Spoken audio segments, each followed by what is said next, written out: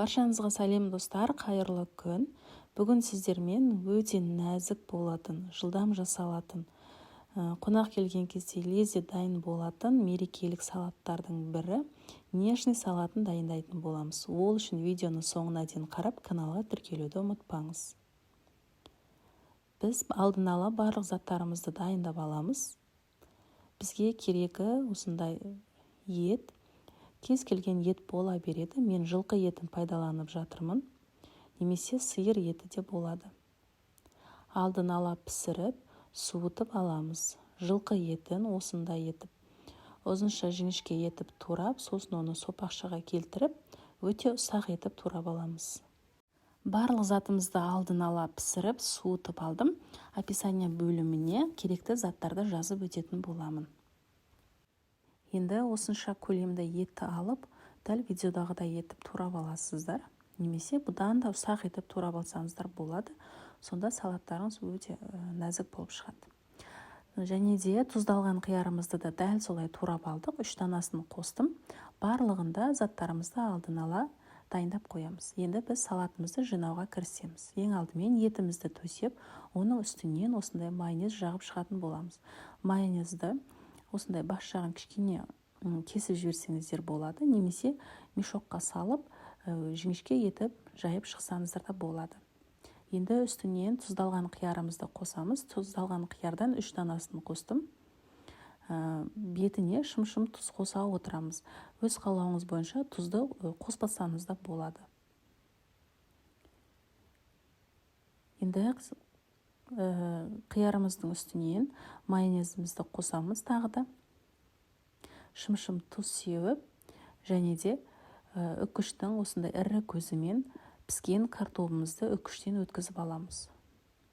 Алдын ала заттардың барлығын пісіріп, суытып алдым. Картоп, сәбіз, жұмыртқаны. Енді осылардың барлығында үкіштен өткізетін боламыз. Картопымызды үлкенін пісірдім. Енді осының кішкене бөлігін алып қалдым. Осыншалықты бізге керек. Енді тағы да майонезімізді жағып, шым-шым тұз себетін боламыз. Және де піскен сәбізді алып, мұны да үкіштің ірі көзімен өткізіп аламыз. Сәбіздің 2 данасын қоссаңыздар болады.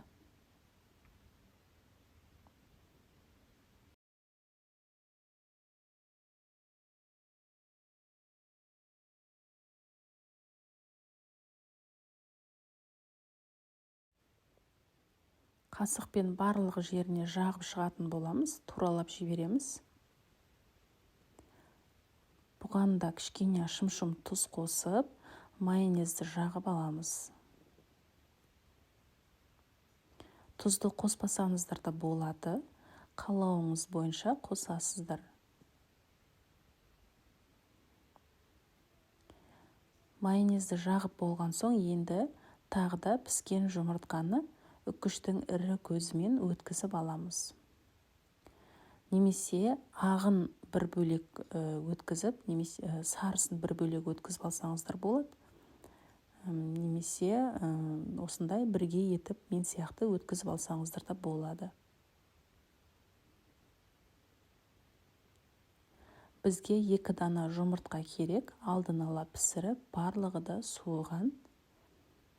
2 данасын өткізіп алдық.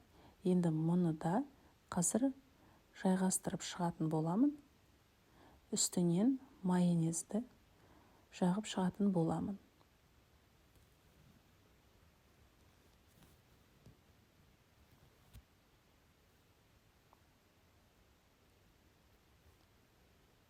Қасықпен жан-жағын барлығын тегістеп, әдемілеп шығамыз. Егер сіздерде арнайы дөңгелек ыдыс болса, салатты сондайға жинап, сәндеп беруге де болады. Енді үстінен қатты сыр пайдаланамыз. Дүкеннен кез келген сырды алуға болады. Мұны да үкіштің ірі көзімен өткізіп алатын боламыз. Сырды барлық жерін жауып тұру керек. Тарелкемізге толық өткізіп шығатын боламыз.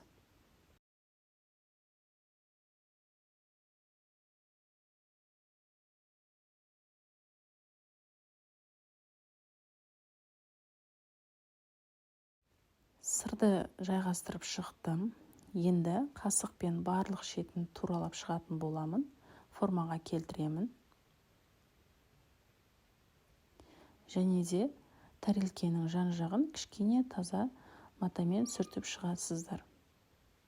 Сіз де жасап көріңіз. Өте жылдам уақытта дайындалады. Қонақтарыңыз сүйсініп тұрып жейтін болады. Және де кез келген мерекелік дастарханға қойсаңыздар, дастарханның сәнін ашатын салат. Сізге де жасауға кеңес беремін. Егер сізге видео ұнаған болса, достарыңызбен бөлісіп, ұнату белгісін басып, каналға тіркеліп қоюды ұмытпаңыз. Қазақша каналдың дамуына үлесіңізді қосыңыз. Тағы да менің каналымнан салаттың түр-түрін таба аласыздар. Неше түрлі тәттілердің, тағамдардың рецептісін көре аласыздар. Сол үшін каналға тіркеліп қойыңыз, достарыңызбен бөлісуді ұмытпаңыз.